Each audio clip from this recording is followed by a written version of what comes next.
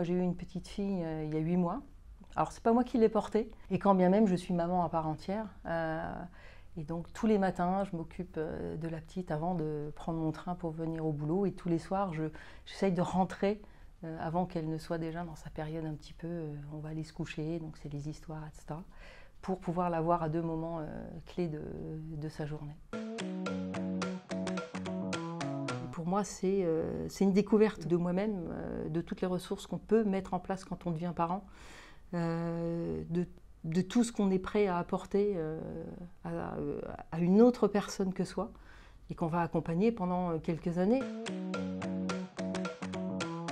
C'est une situation un petit peu particulière. C'est important de justement pouvoir sentir qu'on peut s'ouvrir sur des sujets qui sont parfois des sujets très heureux, mais qui peuvent être vécus comme aussi des sujets un petit peu de rupture.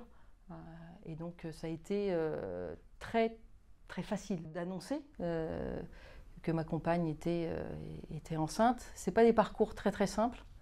Il y a toujours un petit peu d'incertitude, et surtout sachant que c'est quand même une grossesse un petit peu tardive dans la vie. Potentiellement, il peut y avoir quelques petits soucis. Donc j'ai préféré prévenir. Toutes ces personnes-là ont réagi super positivement en disant « ouais, on est super contents pour toi, ça va être chouette ». Et puis quand j'ai dit « bon, il y a des petits soucis, ok, bah, si tu as besoin de quelque chose ».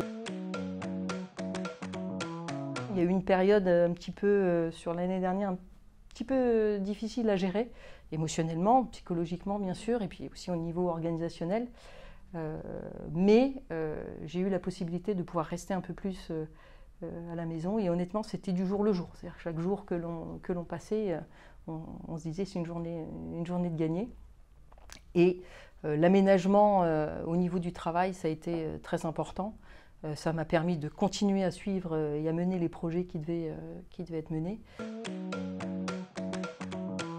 C'est vrai que parfois, on n'est pas très au courant exactement de ce à quoi on a droit, pas droit, ce qu'on peut faire, pas faire. Et c'est bien de savoir, pareil, qu'on a des points de contact et des personnes vers lesquelles on peut se tourner pour poser des questions et qui ont des solutions. Alors, les futurs parents, dormez. Tant que vous pouvez, là, maintenant, là, avant. On dit toujours ça, mais bon, c'est que du bonheur.